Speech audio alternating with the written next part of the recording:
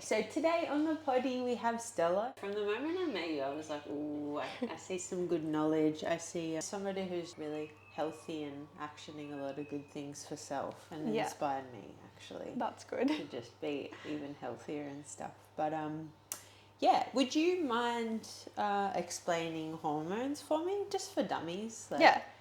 Yeah, so hormones everybody has, so females and males, and there's so many different hormones that run throughout your body. And obviously, well, not obviously, because not everyone knows. And this is something that I'm like, obviously, and then I'm like, actually, it's not obvious for everyone. Yeah, so men run off a 24-hour cycle, and women run off a 26 to 32 day cycle throughout their hormones. Yeah. What do they even actually govern? Do they govern mood? Yeah, so many different things. Mood is a huge one. Appetite, digestion, like so many different things. There's hormones running throughout your body constantly. Yeah, great again. Yeah. When do you think for a woman is a good time to rest, and when do you think is a good time to push? Interesting. It depends. Like, I think some people track their cycles, some people don't. But if you have a rough idea on, I guess, when you would be like menstruating versus when you're not, when you're ovulating and things. So a good time to push harder and do more of that cardio and more intense training is during your ovulation phase and your follicular. So that's after you've had your period versus leading up and during your period. You'd obviously want to rest more. And I think everyone's cycle looks different. And I guess for me, like, I don't know how many people know, but I have been open about it. I got the Marina out about 8 months ago. Oh, nice. So I had that for 5 years. So I didn't have a period. Fully. So I was training like a male because I wasn't producing the estrogen. I was running off the 24-hour cycle. I'm coming from that 5 years of just hustle. So even that's been huge for me. Although I know the things, I feel like we still, hustle culture is a huge thing. Okay, big.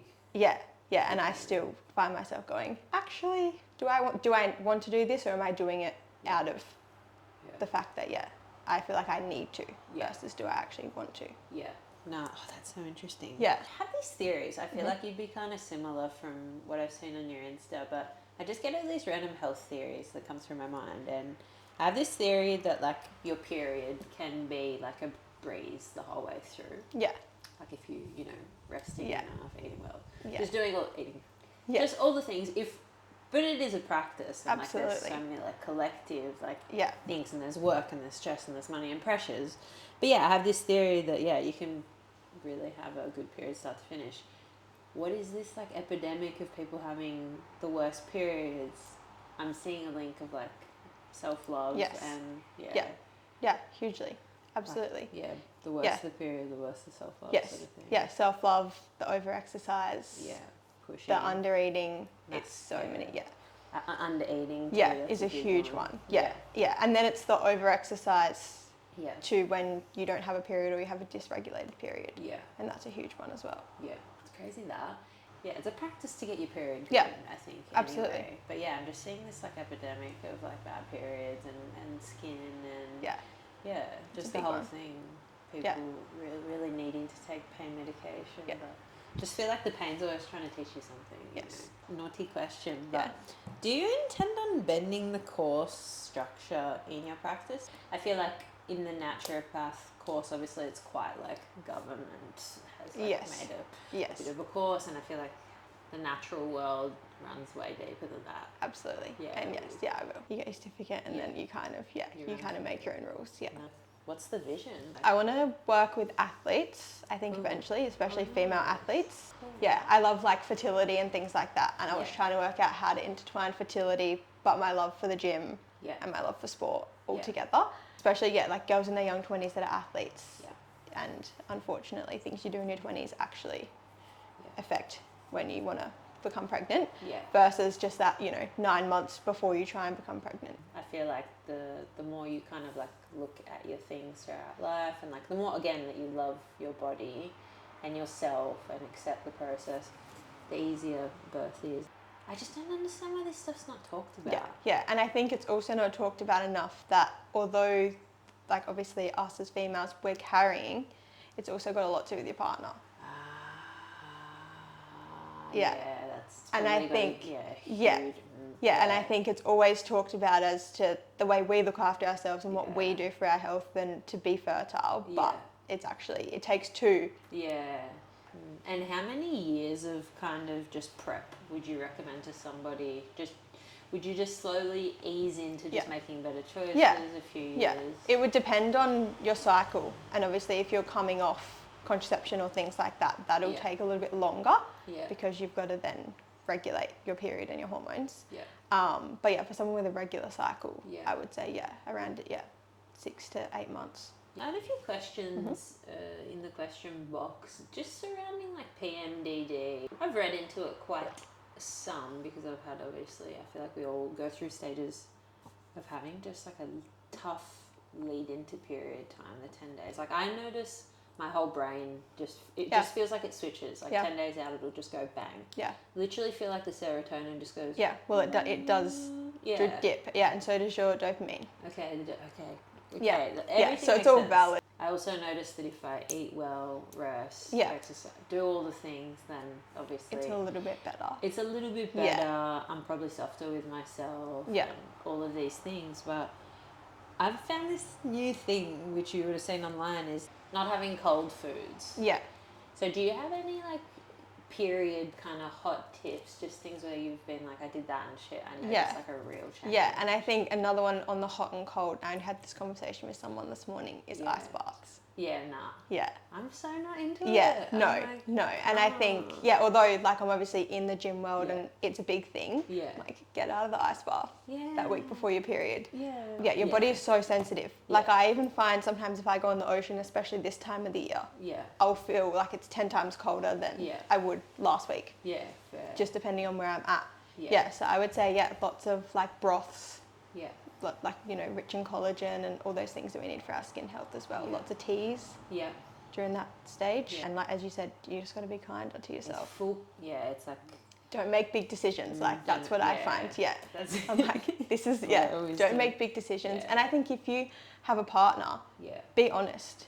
And try and educate them because they only know what they know. And you think back to school and what you're taught in sex ed. Like, we're not taught much. Wow. And they're not going to be taught much either. Yeah. And I think also depending on their household, how they grew up. Like, I grew up in a household where my mum was really open and honest, and I have 3 brothers and a sister, so I guess they understand. Whereas like my partner grew up in a house of 4 boys and then his mum and dad, and he's the youngest. That's true, actually. So wow, good perspective. Yeah. And so I guess meeting me, he was like, whoa. Yeah. And I think also coming from a place of trying to educate them but not getting angry because they don't know. Because there's a reason why they don't know. Yeah. So I think being honest and open about that, so they understand how you feel, and they're not just like, oh, she's on her period, because there's often that as well. Okay, that's great. And because I feel like I've spoken about kind of like, I guess in the lead up to period, how the self-talk changes. You're going to be a bit more self-critical. You're just, it's more end of the world energy if you're talking to like your boyfriend. I feel like generally you're going to be like, there's so many things, and that's the time to just like be looked after. Oh yes. Okay, so the voice. So I've talked about this voice, the voice that is just like a little bit more self-critical, and like you get advice from different people. I've had a lady just be like, the voice will come and you have to sort of just be friendly with yourself and like, have the chocolate and still be kind to self. And then I've spoken to other people who are like, don't have the chocolate. What are your kind of like, when you're being kind of harder on yourself and you're in that state, where do you go? What do you do? Outside. And I think the more I kind of try and educate and put things out there online, the more I've realised that there's a lot of toxic things online. And so during that phase, I'm really conscious to spend less time online. And whether that be just turn off my notifications and go outside. Go to the beach, go for a walk, whether that be with friends independently. I think that's another thing is some people during their luteal phase like to be surrounded by people, other people don't. I cannot, hey, and like, my boyfriend is so sociable. And it's like, it always is in the lead up to period where the most social outings happen. And just trying to like, but also I've also noticed a really cool thing that I can push myself a little bit more than I thought I could. it's like a little bit of a story you tell yourself as well. You're like, oh, lead up to period, I'm bugging. But you can also cultivate this random little, like, from a special little pocket. Yeah. Okay, so that's really interesting. Go outside. But I would say, I'd go outside, and as you said, like, I would still eat the chocolate. Yes. Yeah. Nice. But I think just being really kind to yourself.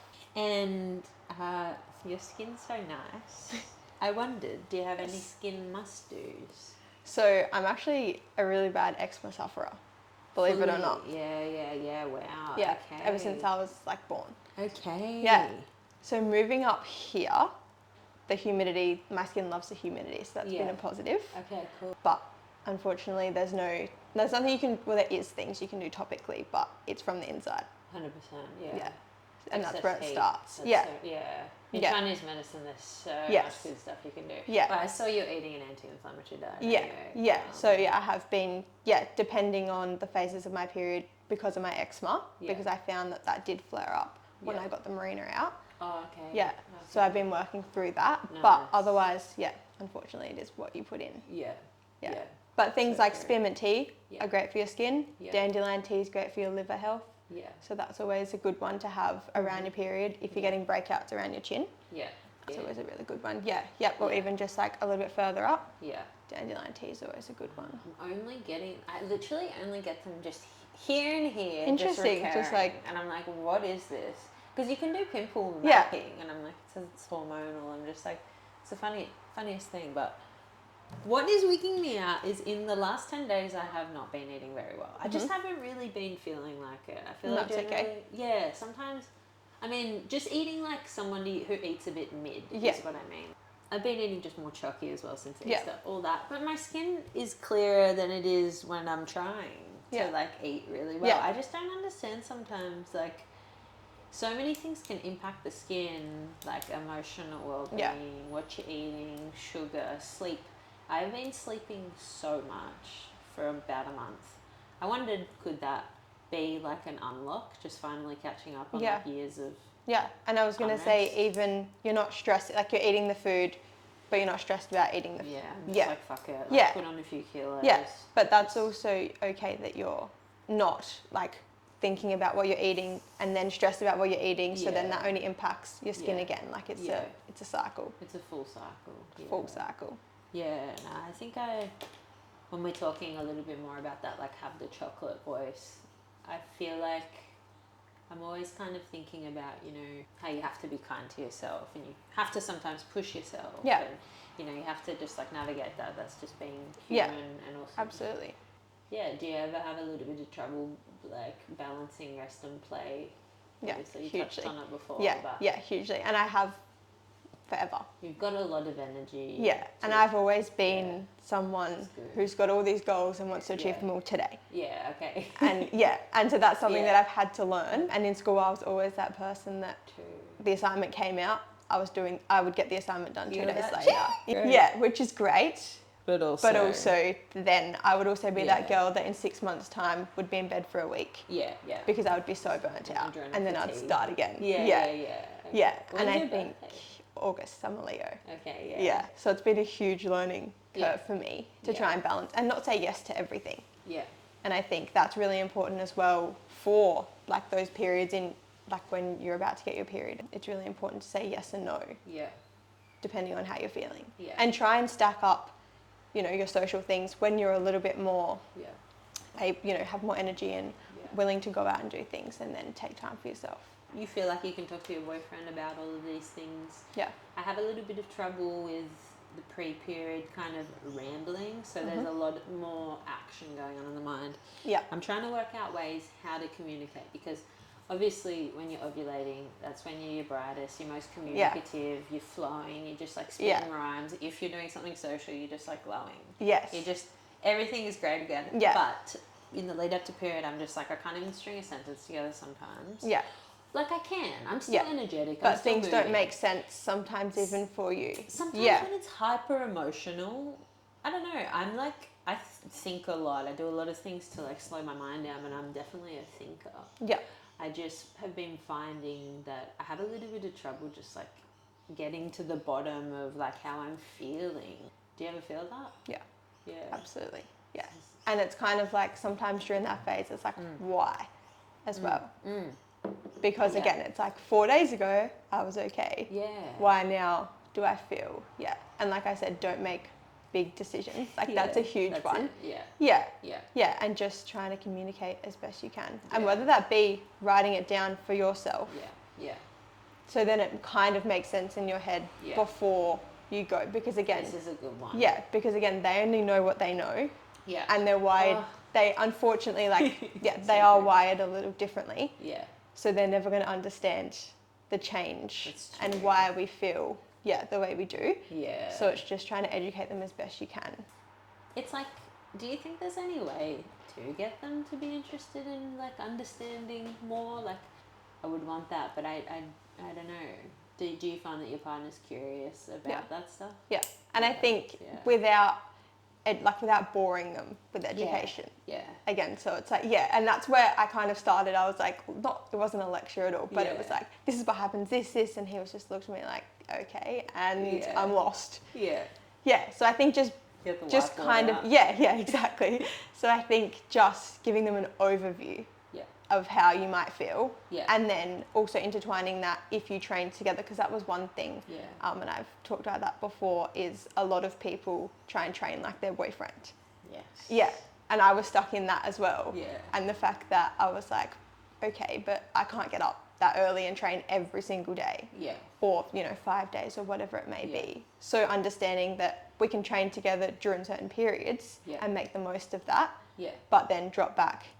And then obviously that's where you're going to be kind and be like, he can go to the gym today. I don't need to go to the gym today. It's a lot of accepting. And as I said, I've studied and I understand it, and I still sit there and go, but I want to go to the gym. Yeah. But then I guess that's where I take a step back and I'm like, but this is how I feel. Yeah.